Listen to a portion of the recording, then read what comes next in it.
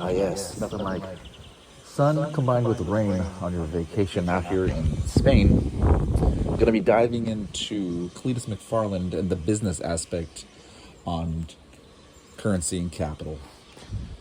Let's bring him in the room, get started. This is going to be a lot of fun here. Cleetus McFarland on the Dale Jr. Download. It's been a exciting thing to come meet you. I know. I'm excited to talk to you. I've been. In this video of Currency and Capital, we're going to be exploring Cleetus McFarland.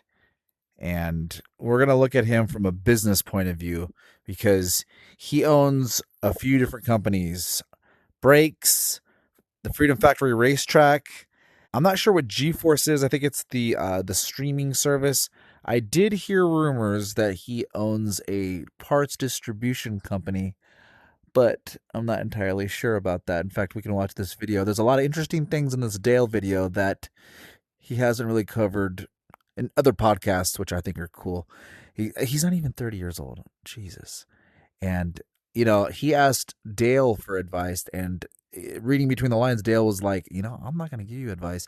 Sure, I'll tell you how to drive a NASCAR down the straight, but like you're killing it at this age. And for the sake of this channel, Currency and Capital, and exploring ways of growing your business, especially new ways of growing your business, ways that didn't exist 10 years ago, 5 years ago. You know, being a personality on TV just doesn't, it's, you know, nowadays, Dale asked him who he looks up to in the YouTube universe, and he said Whistle and Diesel. Absolutely 100% agree from a business point of view. So reading an article about him on LinkedIn, because here we got a LinkedIn, the Cleetus McFarland. I want to send him a message and say, hey, Cleetus, give me an apprenticeship. He owns a manufacturing company that supplies race car parts across the globe, another manufacturing company that produces lightweight brakes, live streaming, global merchandise. Oh, the merchandise. This guy can make a saying and just put it on a t-shirt and sell it. The part that I didn't mention, he's a law school dropout. Okay. This is just the guy doing an article about him. I might leave a reply in here too. Anyways, let's watch this. You know, I mean, probably since you bought that racetrack, I've been paying attention to what you're doing. Oh, yeah? That's cool. And and I think I kind of, you know, the algorithm showed me the 3-truck and all that stuff for back in the day. I was curious if you had seen anything. I'd seen it, yeah. Cool. And so take me back to like when you were like growing that audience and okay.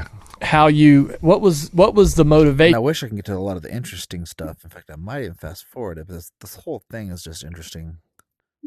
5 hours on it or something, you know. So I'm still doing the real thorough pre-flights on it, getting it. You know, she's running good. Yeah. How did you get a license? I've already had my license, so I got my license in 2020. Yeah.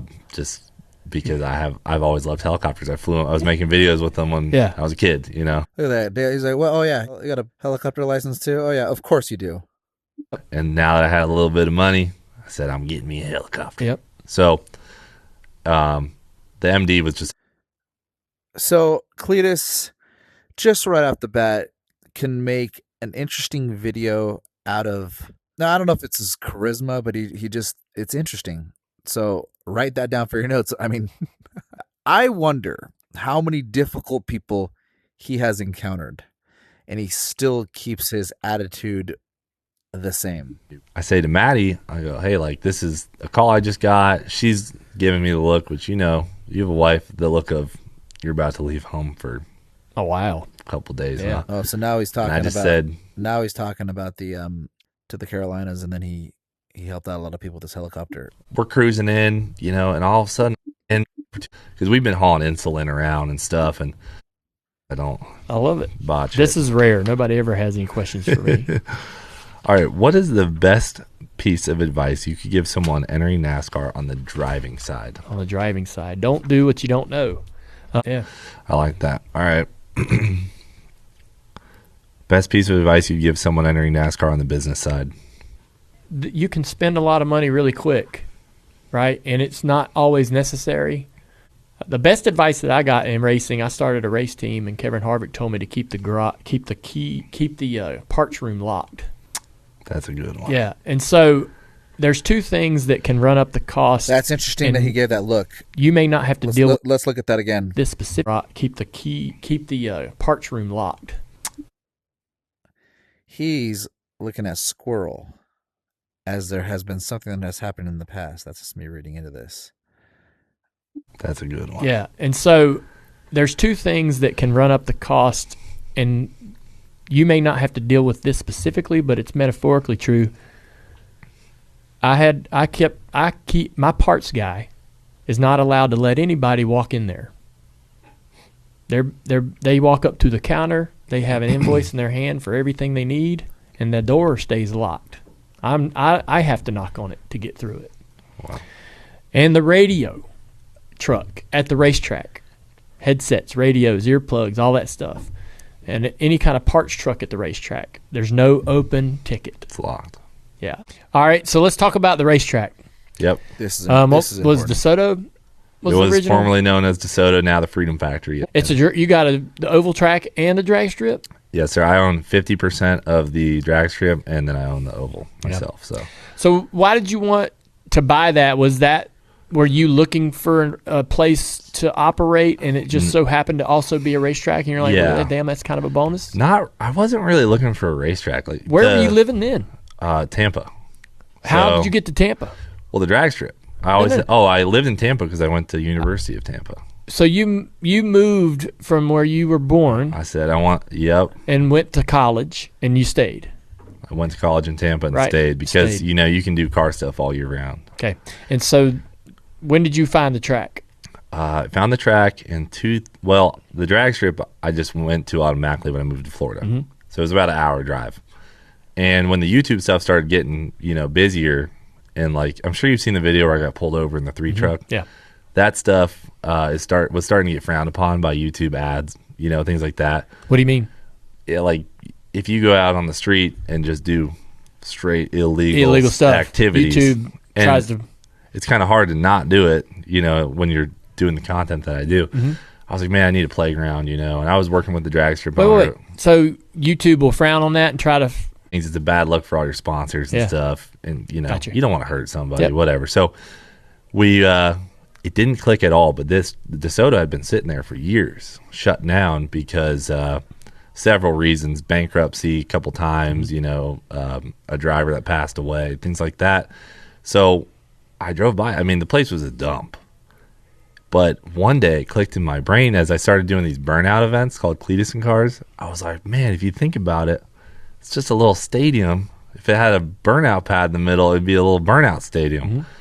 So I called my best friends, Victor and Alan, and we got a hold of the owner, and he basically named the price and wouldn't budge. This guy was on it. Yeah. But it was $2.2 million. He owner financed $1 million on it, which my last payment is this month. You're still paying on it.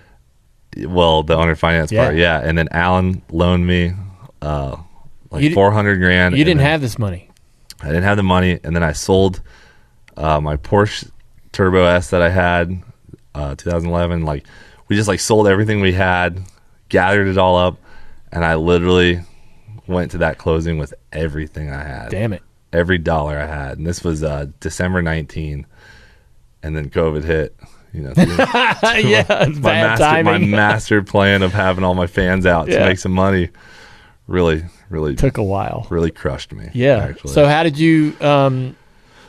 Was it hard? I guess to get through the next couple of years.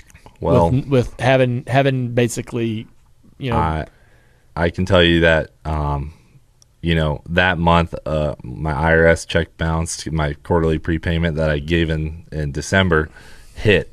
I didn't realize it hadn't left my account. It hit like a week after closing, and my bank went to negative 90,000 or whatever, and then it bounced. The IRS is calling me. I'm literally so stressed. I thought I was sick. And COVID's hitting, and I'm trying to gather it up. I'm trying to make payroll for my guys. How many people you got? At this point, I had 3 employees, James Cooper and our merch girl. Trying to gather it up. I'm trying to sell some T-shirts, because that YouTube check comes once a month. You probably know that. And trying to make it to the YouTube check. We make it. We're getting through there. COVID literally hits as I'm gathering it up. And I was laying in bed at night, just really stressed out, just all time low, honestly, rock bottom. And I'm thinking, how are we going to buy some of these parts we want to put on Leroy to get him back going and whatever. And I thought, what if I do a Crown Vic race? I'll buy 20 Crown Vics from the state auction and we'll do a pay-per-view. Where did the Crown Vic idea come from? It just came to me in bed. And how are you going to get the money to go buy these Crown? I called Alan, my business mentor. Mm-hmm. And I was like, brother, I need, $20 grand or whatever. And how much was the Crown Vic? there. We got him. One. This is on Alan, the business mentor. I need to rewind to find out who this Alan guy is. Alan is the key to this entire So Garrett Mitchell on Facebook asked, he said, hey, does anybody have any mentors that they can recommend? And somebody recommended Score. I have a screenshot right here. And it was just interesting to me because he sees the value of mentorship. Cleetus has the work ethic. I mean, for somebody who drops out of law school, gets a pilot's license, races cars, NASCARs, sells merch, owns his companies, has time for his family. He is motivated. But I'm going to tell you right now, it kind of takes a conductor to do the music. And I want to find out who that Alan is. So I'm going to do another video on Cleetus. And it's not to do with his racing or whatever, but his business. The business that he's doing. Because that is why I do YouTube. I don't do YouTube to get famous. But I am in it for the business point of view, how I can gain a better understanding for business and network. This kind of brings me to the Amber NASCAR ARCA driver that supposedly ran him off the track. Well, didn't supposedly. He actually hit him, destroyed his vehicle. And I kind of saw this happening. As it was happening, I said, ooh, the viewers better be careful. Like, for instance, if she posted something, and I don't know, Facebook was weird. The algorithm was going straight to my channel. And there she would post something, and one of his fans would be like, you suck, get off the track.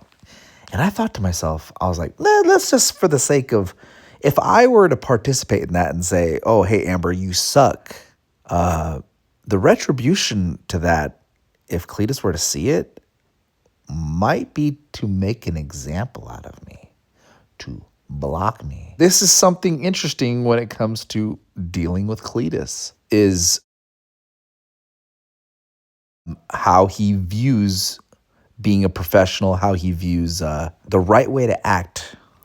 Now, if you're saying he would never do this, well, I beg to differ. A while back when somebody was waiting outside his house and his wife went outside and the guy dropped off the resume, I'm probably botching the story, but he made a statement. He says, anybody who does that, I will not be working with them. Anybody who doesn't go through the proper avenue to request a job, I will not be communicating with you. So I could see him doing the same thing to protect a fellow race car driver who didn't really do anything wrong. Okay, her skill level is at a certain level, but you know what? To be honest, did she break the rules? Did she do something wrong? So him making an example to protect somebody, and when I saw it happening, I was like, you know what? He's gonna say something about this, and I was actually commenting on her thing. I was like, listen, guys, if you don't like her, just block her. I've got a podcast coming up in the next few days. And that's, that's, me networking just like this. But this is part one of this video of Cleetus business research. I hope you enjoyed.